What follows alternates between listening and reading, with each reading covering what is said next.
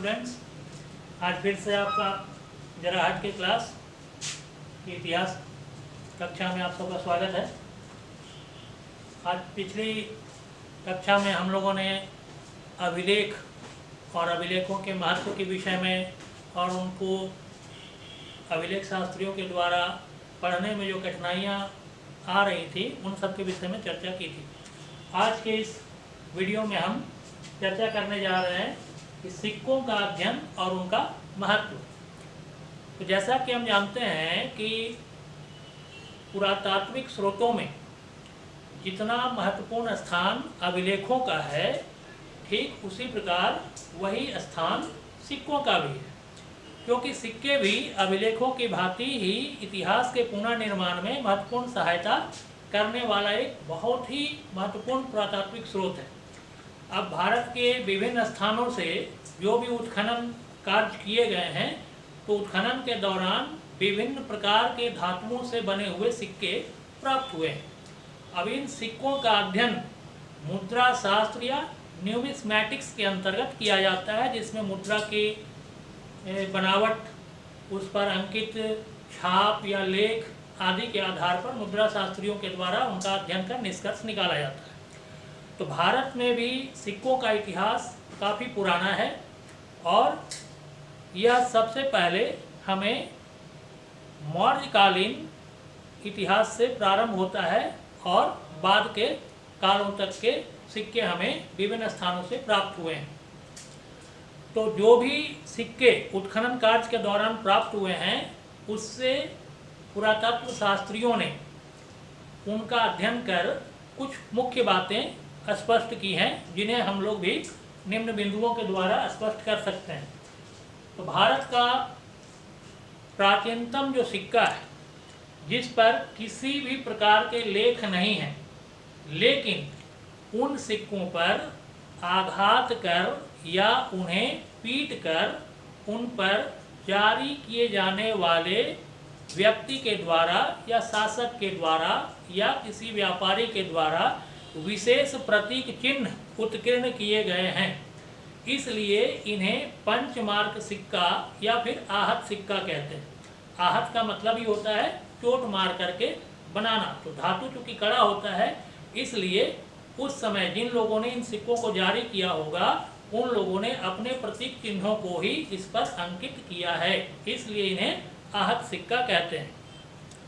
दूसरी बात कि पुरातत्वविदों ने ऐसे सिक्के जो चांदी तथा तांबे से बने हुए हैं, जो उत्खनन के दौरान लगभग पूरे भारत से प्राप्त हुए हैं, अब उन पर जो प्रतीक चिन्ह बने हुए हैं, उनका संबंध उन्होंने मौर्य वंश से स्थापित किया है और यह निष्कर्ष निकाला है कि भारत में सिक्कों का प्रचलन 600 ईस्वी पूर्व के बाद आरंभ हुआ था।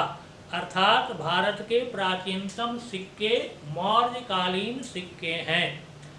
अब आइए तीसरा, तो सबसे पहले भारत के पश्चिमोत्तर प्रदेशों में हिंद यूनानी शासकों ने 2री शताब्दी ईस्वी पूर्व में जब अपनी सत्ता स्थापित की थी, तो वे पहले व्यक्ति थे, पहले शासक थे, जिन्होंने अपने सिक्कों पर शासकों की प्रतिमा और नाम लिखने की प्रथा का आरंभ किया, जिससे इन सिक्कों के द्वारा हमें उस सिक्के को जारी करने वाले शासक और उसके नाम का पूरा विवरण प्राप्त होता है। इसके बाद अगला बिंदु है कुषाण शासकों ने विम ने भारत में पहली शताब्दी में सोने के सिक्के जारी किए और भारत में सोने के सिक्के की शुरुआत कुषाण काल से ही मानी जाती है। ये जो सोने के सिक्के थे, जिसे विम कैडफिसेस ने जारी किया था, यह आकार और वजन में उस समय के रोमन और पर्शियन सिक्के, जो वहाँ के सिक्के थे, उनके बराबर थे। अर्थात भारतीयों का संबंध रोम और पर्शियन राष्ट्रों से होता था। अगला बिंदु है कि भारत में भी पंजाब और हरियाणा के जो यौधेय गणराज्य थे, उन लोगों ने भी अपने सोने के सिक्के जारी किए थे। इसके पश्चात गुप्त वंश का शासन, मौर्यों के बाद भारत में शासन करने वाला जो सबसे प्रमुख राजवंश बना वह था गुप्त राजवंश। तो गुप्त सम्राटों ने भी अपने शासनकाल में जो सोने के सिक्के चलाए वे अब तक के प्राप्त उस समय के सबसे सुंदर सोने के सिक्के थे। और इन सिक्कों से हमें यह पता चलता है कि तत्कालीन व्यापार और अर्थव्यवस्था का यह माध्यम था जिससे सारी अर्थव्यवस्था की गतिविधियां संचालित होती थी।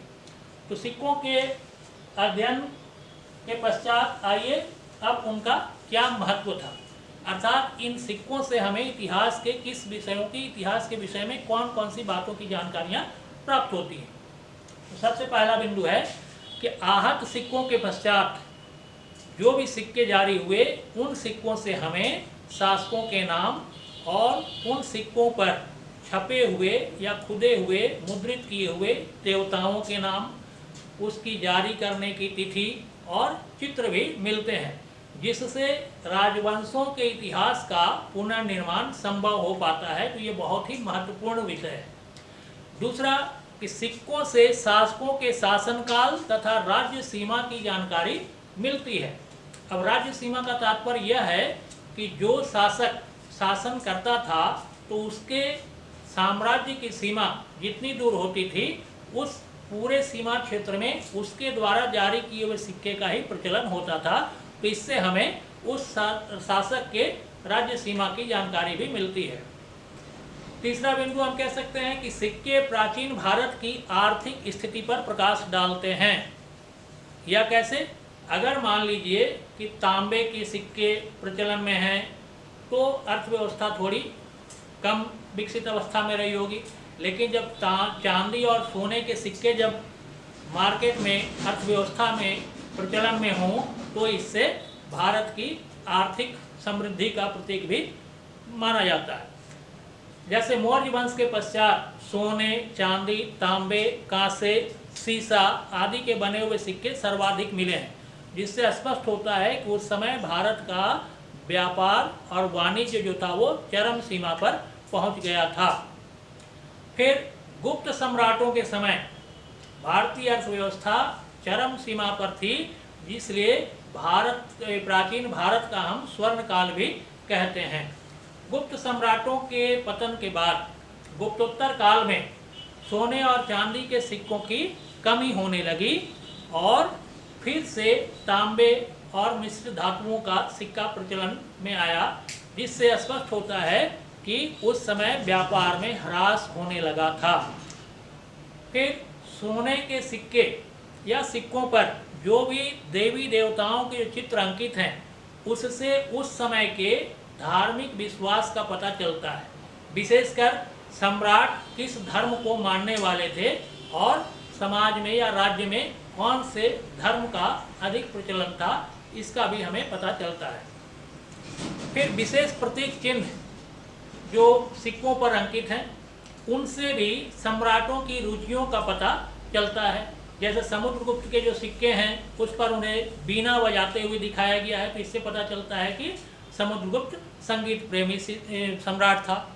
फिर सिक्कों की जो बनावट है उससे उस समय की शिल्प कला की जानकारी मिलती है।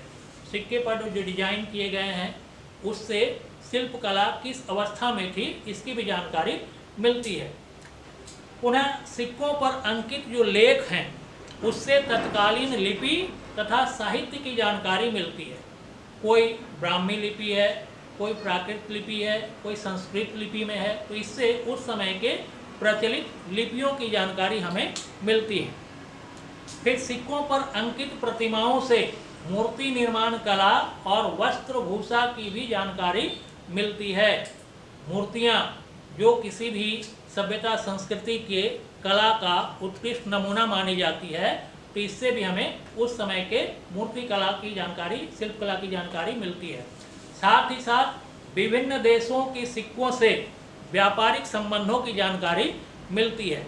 अर्थात उत्खनन में दक्षिण भारतीय क्षेत्रों में कई स्थानों से हमें रोम के सिक्के प्राप्त हुए हैं, जिससे स्पष्ट होता है कि भारत के राज्यों का संबंध रोमन व्यापारियों से था और उस समय का व्यापार अंतर्राष्ट्रीय व्यापार का स्वरूप वाला भी लिए हुए था।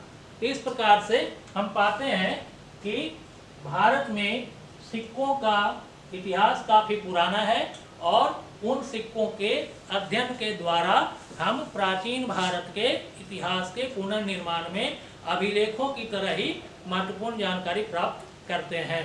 तो आज के वीडियो में इतना ही। अगर आज का आपका वीडियो पसंद आया हो तो इसे लाइक करें, शेयर करें और सब्सक्राइब करें और आइकॉन बेल को दबाएं। धन्यवाद। जोहार।